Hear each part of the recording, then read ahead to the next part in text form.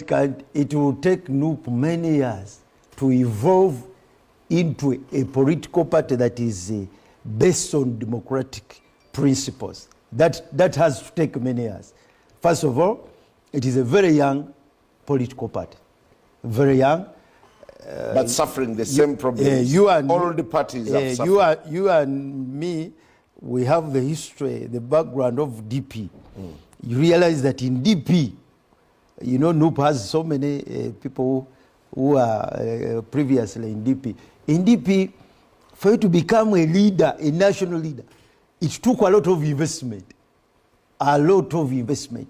UID training, then they pilot you before even you become a councillor. That's why you realize that during those days of Semogere, the late Semogere, you could not have, you know, semi-trained leaders. No, these were people, the Sequoiamas, all those names, you know, the Damianos, these were people you could put in any place and they operate, because it took them time to nurture those people. NUP has just appeared yesterday. They will need to build those institutions, and they will need to agree. We need to agree that this is the direction we want to go. We must build the institutions. We must understand that democracy cannot be democracy without institutions. And that will take us a lot of time. Nchaya lero likada akedde kumbuuza. Tinaye byawandiikibwa tebiina biragira Yuda Iskaliyoti nga yazaala ku mwana. Nange mwanikuza kibuuzo. Ne mubuuza bw'aba Yuda Iskaliyoti yazaala ku mwana, Omugalaatiya Abed Bwanika wo gwamuzaala. Yekolera itongwa gegange musiibye mutye bamusuze mutye okusinziira ku budde n'ensi mwe muli mu kulabira akatambi kana alhamdulillah. Naffe gye tuli Omukama Katonda abadde akyatulunze mu ngeri ekyasinze okubeera ennungi teweerabira. Nakugamba ogwange gwa kukunamya mu mpembe Yoweri Kaguta Museveni ne babbi banne gugo gwa kunnyambako kuntambulizaako bubaka butuuke ku buli munnayuganda n'olwekyo nyiga share button. Abed Bwanika, waliwo enjawulo wakati w'okubojja n'okumira. Kyangu nnyo okubojja naye okumira kizibu naddala ng'obojjogodde ekitaamirike. Njagala omumwa gutandika okusengejja nti naye kino kyendi mu kubojja ku luwonzi naasobola okukiyisa mu kisakiro kyange kigende mu lubuto. Si buli kintu ky'obojja nti osobola okukimira. Wadde ng'okibojjesezza maddu kiyinza okuwunzika nga kikkozeeko obulabe nga kikukkiriza mu ntaana. Dr. Abed Bwanika saagala obeere ng'enkoko ey'omululu. Saagala obeere ng'enkoko ey'amaddu. Enkoko ey'amaddu yegenda ng'ebojjogola buli kyesanze kubanga okubojjogola kwangu nnyo. Mu kugenda ng'ebojjogola buli kyesanze erowooza nti buli kimu esobola okukiyisa mu kisakiro kyakyo ne kigenda mu lubuto. Naye wakati mu kugenda ng'ebojjogola ebojjogoleramu ensanafu ne zigikwata ekisakiro era okukkakkana nga zigisse. Kaakati naawe Dr. Abed Bwanika nsobola okukitegeera ssente ya Museveni teriiko mbalirira. Ssente y'omuyiwa omusolo ewooma. Genda ku TV ovume Bobi Wine okime akawumbi. Enkya genda ku radio okakkanya Bobi Wine okime ebitaano. Genda ku mikolo kwata akazindaalo kakkanya Bobi Wine tukuweyo miliyoni 2. Naye wadde nga ssente ezo ziwooma ng'era osobola okuzibojja si zonna nti osobola okuzimira. Mu byokola weegenderezenga nnyo ky'obojjogola oyinza okubojjogoleramu ekiyinza okukubuza emmira ne kiwunzika nga kikusse. Sente ewooma nnyo naye gwe oba olaba eyo statement ebadde esaana kufuluma mu ggwe. Tobojjezzaamu kitagenda kumirika. Tobojjogodde kitaamirike. Dr. Abed Bwanika nkulaba ng'omutamiivu ku kyalo eyasoma alina diguli. Naye ng'akeera mu kirabo, asiiba mu kirabo, akeeseza mu kirabo. Talina yadde ssente mu mpale. Talina yadde ennusu mu mpale. Empale ze oba ensawo ze azikubye akataasa, empale ze baziyita mpale biraka. Mpale bituli kubanga talinamu yadde olw'ataano olugula n'empale empya. Naye nga buli lwamala okunywa omwenge agenda ayemba twasoma. Nze nina diguli. Avuma abantu bonna ku kyalo nga bw'ali omutegeevu ennyo. Akkakkanya abantu bonna ku kyalo nga bw'ali omuyivu nnyo. Azalawo abantu bonna ku kyalo nga bwe yasoma ennyo. Naye ng'abantu bakkakkanya bonna balina ennyumba ye mupakasi. Ng'abantu bakkakkanya bambala masuuti. Yayambala butaasa na mpale biraka. abantu bakkakkanya bayina emmotoka y'ekyobugagga kyayina era kyatambuza bigere ebyo omutali yadde engatto naye ng'ate sitiiru akyenyumiriza mu kubeera ne diguli. Ekikulu si kyakubeera na diguli, ekikulu si kyakubanga wasoma nnyo naye diguli eyo ekugasizza ki, ekuyambye ki? Toyinza kugenda nga wenyumiriza nga bw'olina diguli, toyinza kugenda nga bwenyumiriza nga bwe wasoma ennyo naye ng'ate toyina kyofunye mu diguli yo. Ng'ekyebbeeyi kyofunye mu diguli yo kunywa mwenge, kubeera mupakasi, kuba mpale kataasa, kulya muwogo, kunywa bicaayi bikalu ng'otaddeko mujaaja n'amajaani nga toyina zigagula. Kitegeeza diguli eba tekuyambye era eba tekugasizza. Era buli lw'onaanyumiza abantu nti oyina diguli wasoma nnyo, ogenda ku discouraginga abaana abato abaali kulabiddeko nti omuntu bw'asoma afaanana ati nabo bagambe bwe baba baasoma bafaanana nga Dr. Abed Bwanika ono omutamiivu w'okukyalo. Sigenda kusoma kubanga batunuulira ate bano abataasoma mwana wattu nga bo ebintu bibatambulira bulungi, nga bo bategeevu, nga bo babeera soba, ng'ate era bayiiya bakalaba nga ne bwe bakola bafuna okuzzaayo ku kigambo ky'experience. Omanyize nsooka kuweeweeta nga sinnakwegandangako. Abed Bwanika experience yo ki kyekikulu? Naye experience yo eyambye etya eggwanga?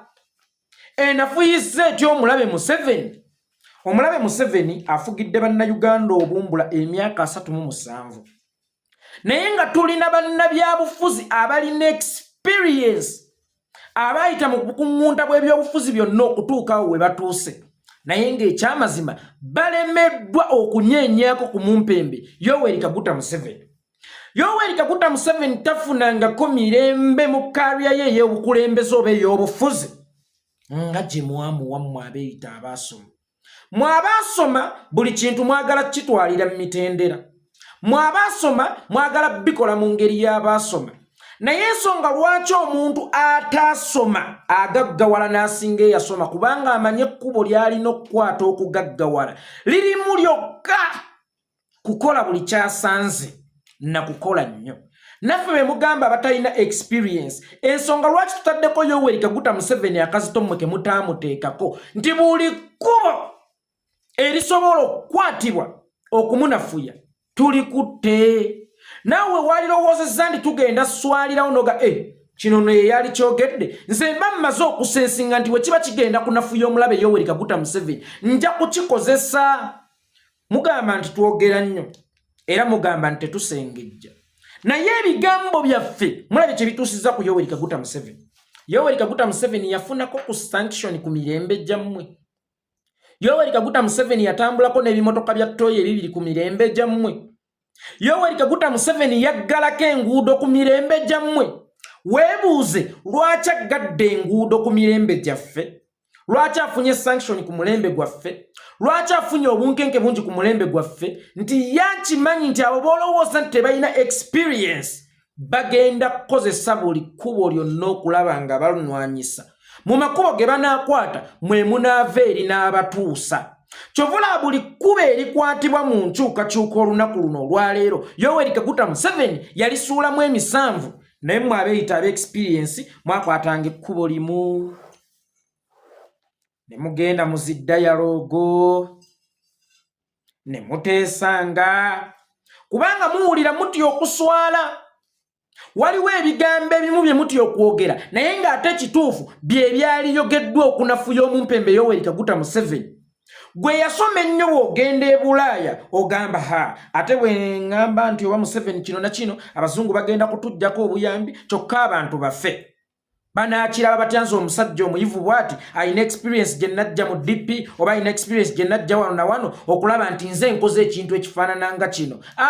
Kino kankireke kampite mu mitendera emituufu sobole okulwana ne nakyemalira Yoweri Kaguta Museveni. Kyokka ate ssente ezo bw'azifuna ezaaliguza eddagala nga naawe kye wali ogendere oba zigula eddagala zezo ezigula ebyokulwanyisa ne zitigumbula bannayuganda abakyalina abalamu. Ate ne weesanga ne bali abali mu ddwaliro bafiiriddeyo. Nze Yekolera itongwa ngamba katuboneebone mu kano akaseera akatono abali mu ddwaliro waakiri baffe naye ng'ate bano abalamu abalina okulwanyisa omumpembe Yoweri Kaguta Museveni taguze byuma bigenda kubasaanyaawo. Nkiddamu, weegenderezenga nnyo omuntu gw'olowooza nti teyasoma. Weegenderezenga nnyo omuntu gw'olowooza nti talina experience. Omuntu gw'olowooza nti teyasoma era talina experience asobola ozannya jjada mu by'obufuzi n'anyiga buli kapeesa n'anyiga buli waasanze okukkakkana ng'azuddemu akapeesa akatuufu, okukkakkana ng'awangudde. Experience yammwe gy'oyogerako ekikulu si experience, but for sure tubawadde omukisa. Munnayuganda abawadde omukisa gwa myaka 38. Kale kambale kuva 96 kuba liri 10 lya Museveni eryasooka tetwabuuka. 26 gyali emyaka 2, si gye emyaka 27 kati, egyo emyaka 27 egyakayitamu. Munnayuganda newankubadde mugumiikiriza nnyo, munnayuganda newankubadde agaba nnyo chance, naye siyinza kugabira chance emyaka 27 naye nga tompadde essuubi nti tugenda kukiggusa. Nabagamba omukyala toyinza kubeera mu maka gange emyaka 27 nga tozaala, ne tutuuka mu mbeera egenda okubeera mu menopause, ne tutuuka ku myaka gyongo naatera okuyingira mu menopause. Nonkakasa nnyo nti ngumiikirizaako ngenda kukuzaalira omwana. Tukkirize ebyobufuzi byammwe tebikyagenda mu nsonga era tebikyasobola conceivinga. Sigaana mulina experience, I agree.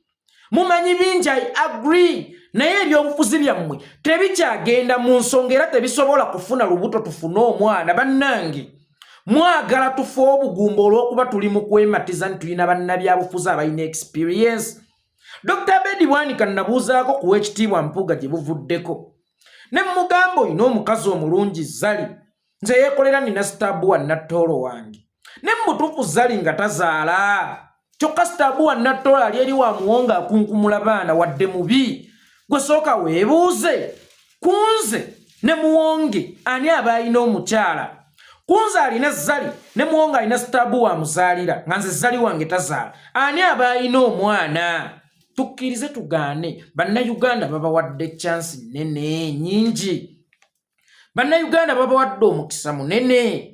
Naye ekituufu kiri nti nammwe emitima gyammwe mukimanyi nti mulemereddwa.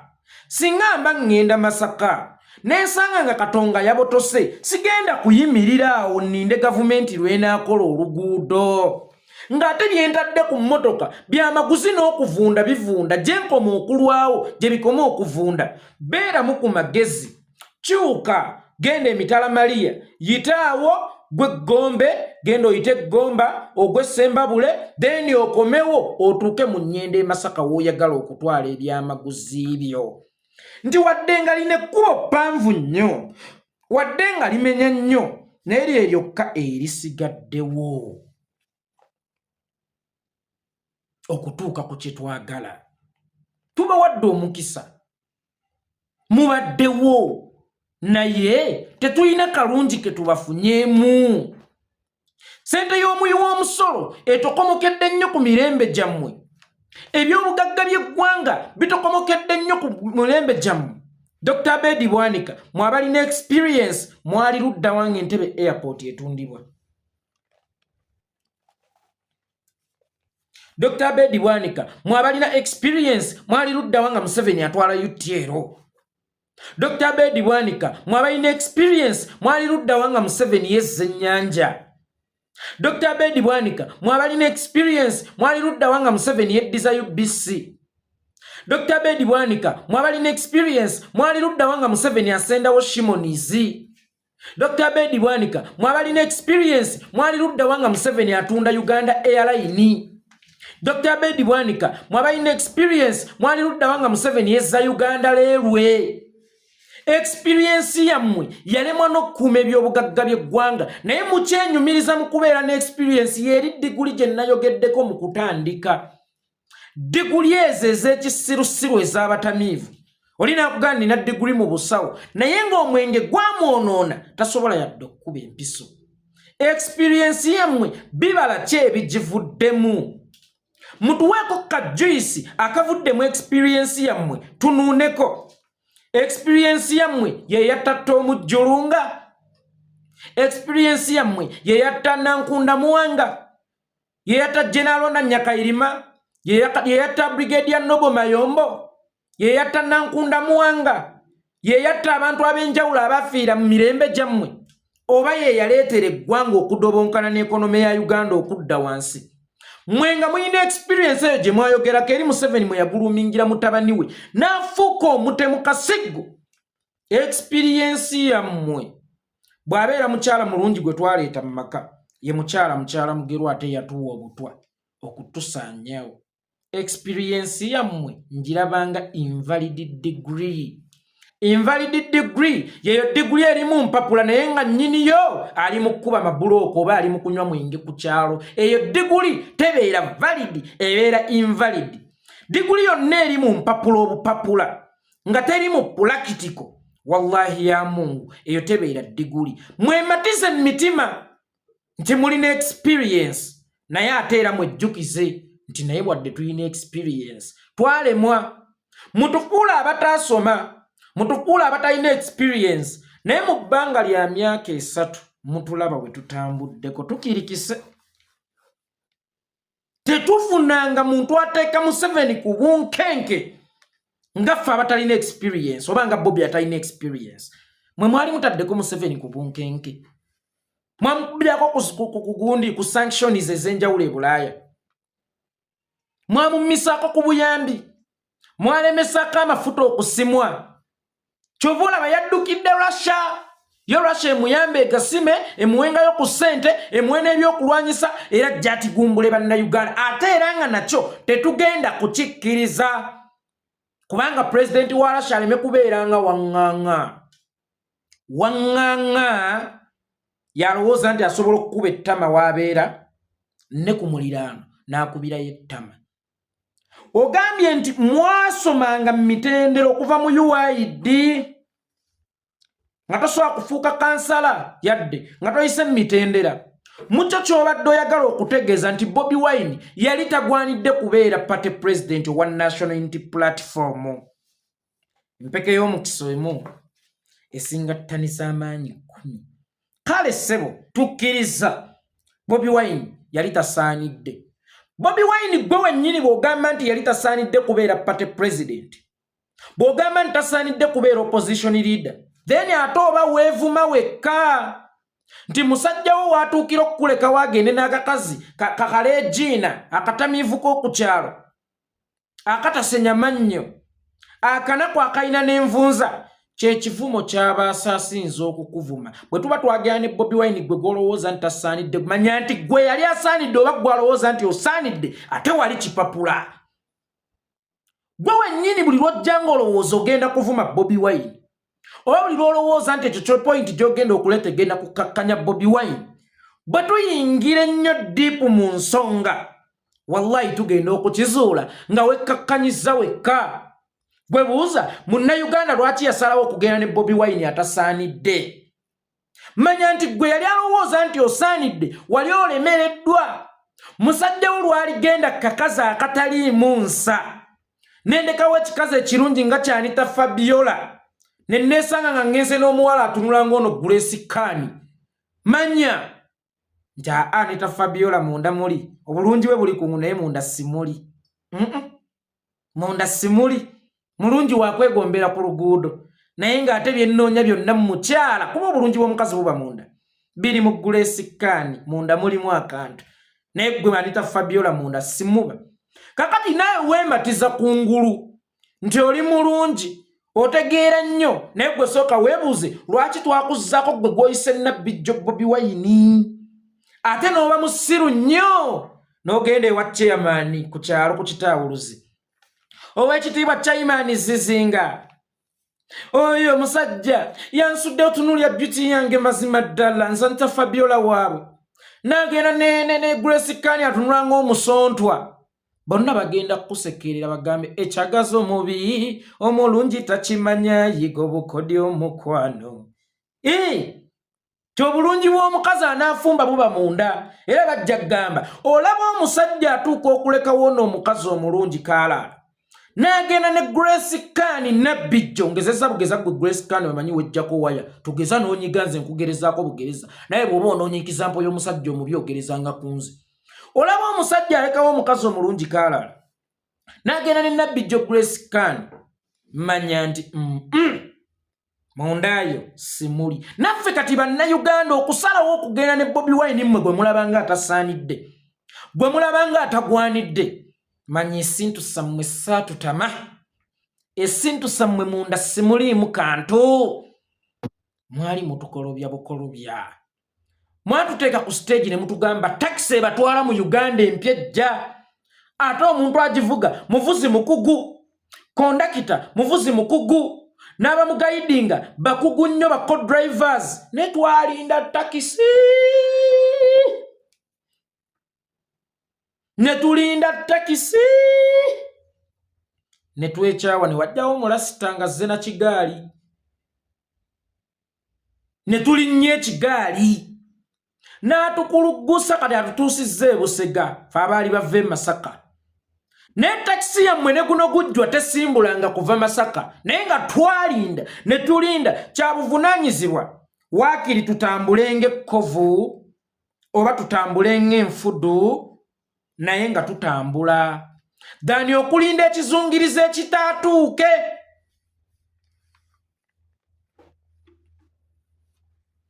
Batugamba sitaani gwe walabyeko oba gw'omanyi asinga malayika gw'otalabangako oba gw'otategeera. So Bobi Wine bw'aba tasgwanidde, bw'aba tasaanidde, katutambule n'oyo kubanga nammwe abaali basaanidde, nammwe bwe twali tulinze tukirabye nga mutukuumirawo kiguumaaza ng'embwa eyo tekikoomi. Tulinze ne tulinda ne tulinda ne tulinda ne tulinda ne kamunguluze n'atuuka okutukuba ne tugwa ekigo ne tufuuyirira emikono ne tukita. Rastaman n'ajja n'ekigaali, tuli omwo atukulugusa mpola naye tugenda kutuuka. Dani okulinda ekintu ekitajja kibi, okunaabisa omuntu engalo ng'omusuubizza emmere, amatooke n'ennyama. N'alinda omuwa amatooke n'ennyama, naye ng'omukomezza ku munaabo kyokka ng'enjala ebula kumutta. Jjukira wamutaddemu dda essuubi nti emmere ejja, ne wajjawo ayina muwogo okutalinva nga bikyayi byalina byamujjajja bye tulina okunywera ku muwogo, n'otugamba oyo mumugobe nabasuubizza amatooke n'ennyama bijja, naye ng'enjala ebula tukula mu mimiro. Lwaki nga tetulya muwogo?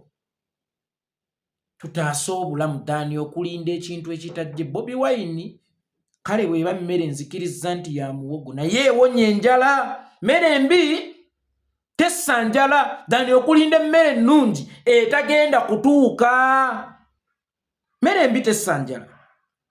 Ate abo bonnyini okukola statement nti Bobi Wine tasande baba beevuma bokka. Kale omuntu waddiza omulalu mu kyama ng'abategeera agenza okukizuula ng'ate si bategeevu, ng'abategeera si bategeevu. Kyannaku nnyo nti mweyita abalimu amagezi era ffe mutuyita basiru, naye ffe abasiru okuwa abasiru nga mmwe obudde tubalinde, mwali wadde abasiru nga ffe ekitiibwa okulinda abasiru nga mmwe abaatulimba. Oba ntegeerekese bulungi? So bw'aba muyaya abeere oba tasaanidde abeere. Waliwo emyaka kw'otuuka ng'olaba gikuwubidde akatambaala, onoonya musika naye nga mu bakazi abalungi bakubuzeemu, n'ogenda ku balema, n'ogenda ku baki, yenna kusala mu maaso nga gw'oleetako omulundu gwo, onoonya musika. Kati naffe bannayuganda tudde tunoonya Uganda mpya. Yenna anaagituwa oba yenna gwe tulabamu obusobozi obugituwa, gwe tugenda naye regardless yasoma kyenkana ki, afaanana atya, akola atya. Gino Idi Amin yali teyasoma pitu, naye mbuulirayo omukulembeze eyagatta ku Uganda okusinga Gino Idi Amin ataasoma. Ekikulu si kya experience, ekikulu kye kyokoze out of experience. Muluddewo, muli baakabi nnyo era mutegeera nnyo, naye amagezi gammwe galina kuyiga nkima. Amagezi ga Abed Bwanika bwe gaba maanyi Abed Bwanika amagezi go bwe gaba maanyi gayiga nkima ku kyalo tetugenda giryanva katugende n'omunafunafu agenda mu nnyanja n'ajjayo enkejje ng'amaanyi gagakozesa kuvuba nkejje at least zo tusobola oziriira kawunga oba ku kiwogo oba ku lumonde dani gwalina amaanyi amangi ennyo agayiga enkima experience yo gyoyogerako yeye yakutwala nga Museveni alayira ekkololo nga Dr. Besigye awangudde akalulu mu 2011 noddayo 2016 yeye experience gyoyogerako gye tulina okwesibako nti awo nalina experience akkiriza namangu nti Museveni atubbye n'agenda n'atuula naye gega amagezi g'oyogerako mukwano kyova olaba eddiini zino zaalyoka ne zijja singa eddiini tezajja singa abantu abamu baabulabe nnyo ate battabbu nnyo kuba akafaananyi ng'oyo si mulokole ng'oba talinayo kanyiriri kamanyi mu Bayibuli kale at least akayinza omukugirako yali badde afaanana atya omusajja ayonse buli kizimba n'anuuna amasira nga ye akiyita amabeere bamuyita ki ekikukunadde ompaaki ki ekiri mu nsawo yo Abed Bwanika oyo gwe mulaba alina ennyindo Abed Bwanika awunyiriza buli ewali ekivundu kya ssente ye waagenda wazisika buli ewali ekivundu kya ssente ye waagenda n'azisika okay nzikiriza mu pointi zo z'oyogedde nti nopu ebulamu ku experience oli mutuufu kuba singa yalina experience ate gimala teyali wadde kimpemempeme nga ggwe kaadi teyali wadde kijjankunene nga ggwe kaadi teyali wadde kalinkwe nga ggwe kaadi atunyumiza DP yaguluminga nga abakulembeze DP yayitanga mitendera n'ebirala DP olwaleero eriruddawa kyotunyumiza DP olwaleero eriruddawa gy'otunyumiza bibala ki DP bye yaleeta mu Uganda okuggyako amaziga ameerere n'obulumi obwereere n'abaasookawo mu DP bali magombe balemeddwa okulannamu obulungi kubanga mmwe abaaliwo abeeyita aba-experience abaddawo ng'ate mwagulumingibwa bali kye baba baguluminga okukola kye mukola DP mwagikwata bukkolokolo ne mugitwale wa Museveni. That's why nakugambye experience kiki ekikulu kikyojje out of experience oba kikyokozesezza experience abasajja baba aboononerako obudde ne babawo experience obudde bwabwe lwaki mwabuttire ettogge ate essaawa eno muteetera na Museveni ne DP mwagikwata bukkolokolo ne mugitwale wa Museveni. Waliwo kye tuyita okuswitchinga abasaabaze switching passengers owaye bano kabaveemu gwe oba otuuka e Masaka gwe bantwalira ompeeyo zompa mwe mwatuuka ekiseera DP ne mugiswitchinga abasaabaze ne mubajjamu mu mmotoka eyo ne mubateeka mu baasi ya NRM bwe mwalaba musigaddemu batono baasi ya DP minibus ate yo ne mugisitula ne mugitikka ku carrier gye bayita NRM nayo ne mugitwalira ddala ye experience gye mwenyumirizaamu tuyina experience nopo tebalina experience oba Bobi talina experience naye experience gye mulina yakola ki DP gy'oli mu kumpaanira yakola ki eri biki essaawa eno DP njirabanga empologoma eyafa kale nupu njirabanga kapennamu kiriwo ekyomugaso DP njirabanga empologoma eyafa nupu njirabanga akakapa akakyali akalamu kiriwo ekiba kisinga omugaso tukitwale nti DP yali muweesi nga ye mmwe be yaweesa mwe be yaweesa mwetunuulire mwekubemu mu kifuba mwerabe ddala DP eri proud of okuweesa kwayo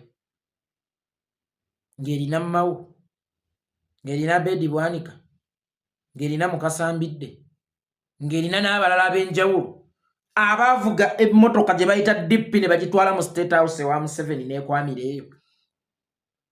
Omuweesi singa tasanga bibya bye yaweesa katale nga ye byaweesa birabirako tebisimattuka gwesereza waabiweesereza.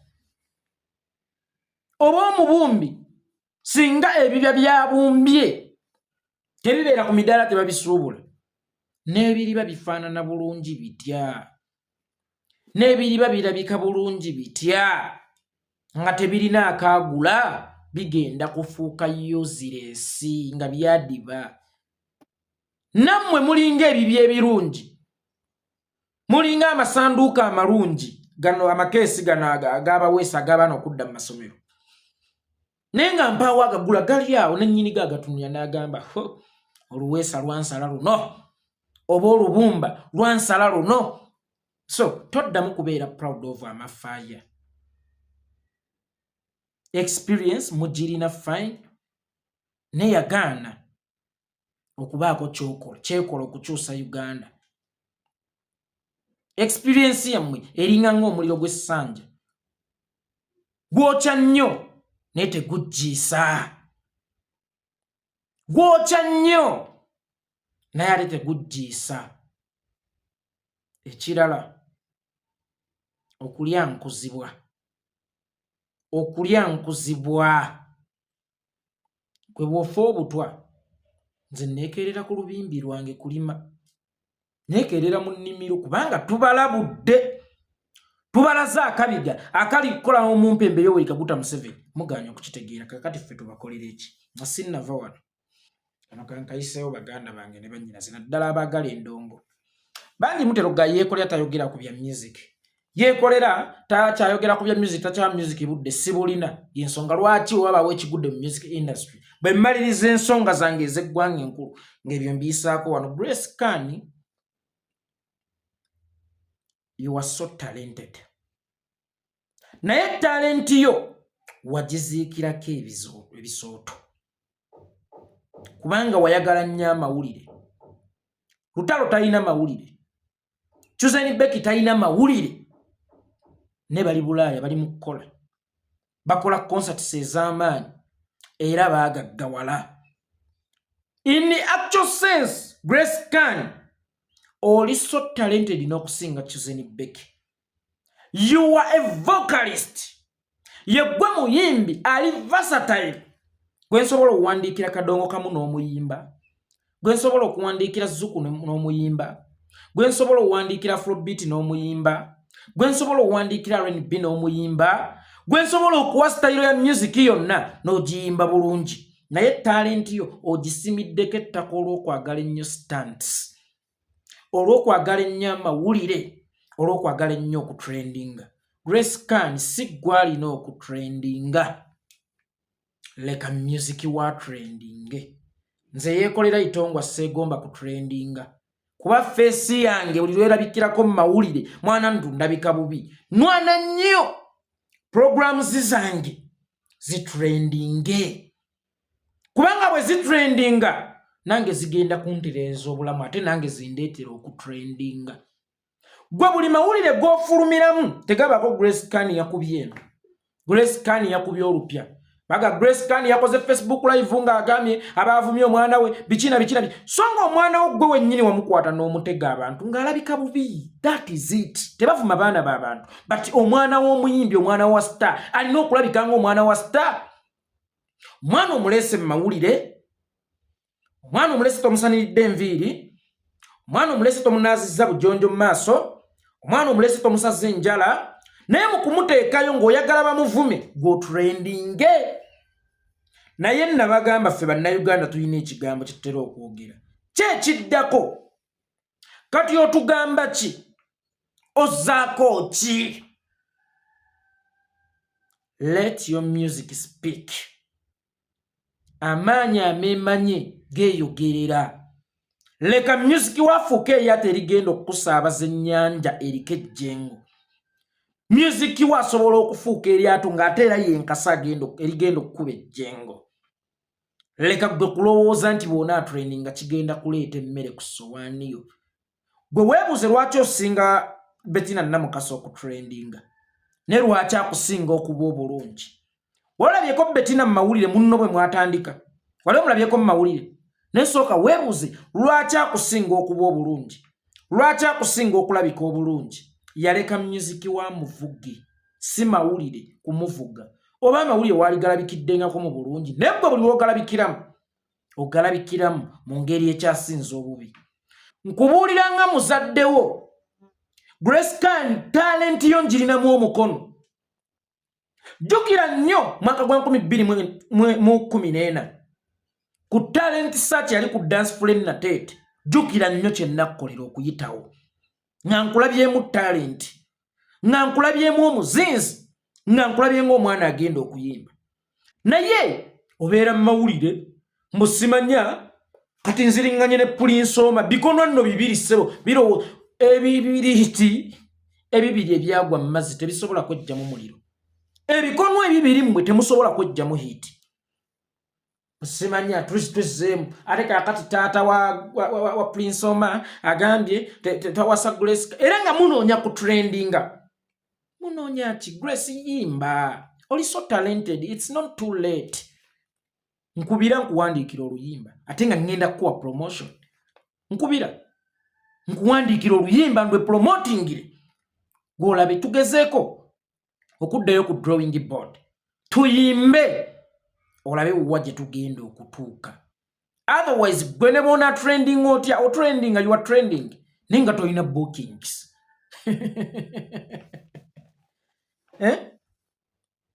Buli lunaku trendinga nesooka weebuze lwaki tolina bookings. Kitegeeza trendinga mu ngeri gye batagula. Trendinga nga balalu ba ku kyalo. Trendinga nga batamivu ba ku kyalo. Nti weewo baba n'amannya nye teri abateekako birowoozo era babaleka we bawemulidde we bafukidde mu mpale ku kkubo oba we beeyambulidde. So gundi ta trendinga Chuzeni Becky. Evan is ta trendinga. Lutalo ta trendinga. Neba ina bookings. Omuyimbi oyina keera kumacha nga weebuuza ani atunda luyimba. Obanga weebuuza ekitabo kyange mwempandiikire ennyimba kiriwa. Producer ky'omulungi aliko. Video director ky'omulungi aliko gye nakwatira video yange bwe ku TV ez'amaanyi. MTV.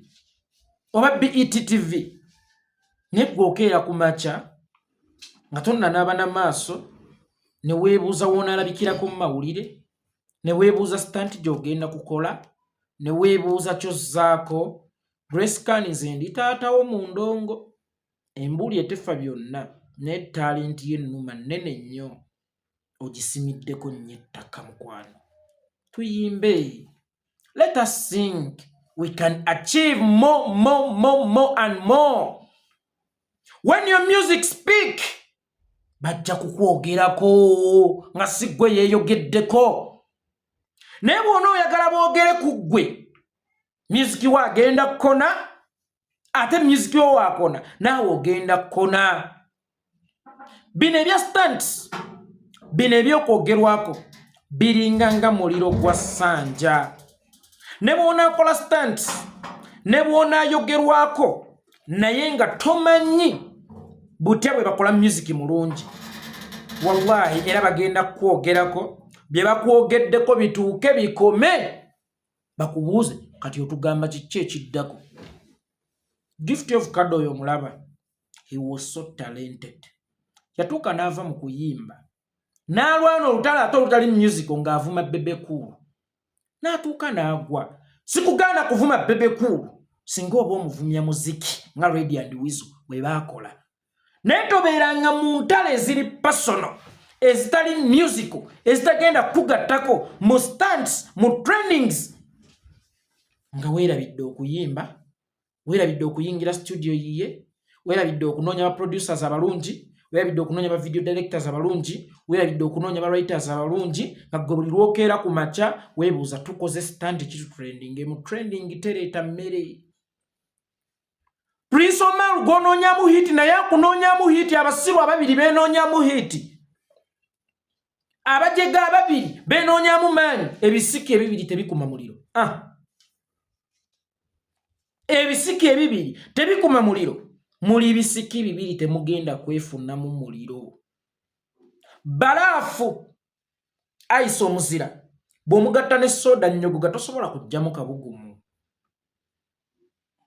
Prince Omar si muyimbi is not a musician oba ayinamu ne kasente yali badde yafuuka dasta yali badde yafuuka ddowa kabi ne talina talent poteya kati osazeewo ofe naye omulambo enswera ensiru gye baziika n'omulambo otherwise byenjogedde sibyogedde lwakuba nkulinako obuzibu sibyogedde lwakuba nkuwalana naye mbyogedde lwakuba nti talenti yennuma olinga tonsiiwufu nga bwe njikubako eddagala ejja kusayina ojja kusayina you are so talented you know how to sing you know how to play with your voice naye obudde bwe wali maze ng'ofokasinga ku ebyo obumala mu kutulaga baana batasaze enjala baana ng'ekyenyi kimuzise ng'entaana y'omulokole omanyi abalokole be batali mambo bijja ng'entaana y'omutabuliiki nabo tebalima bijja muba osinzizza emizibu ekyenyi ky'omwana wo kimuzise ng'entaana y'omutabuliiki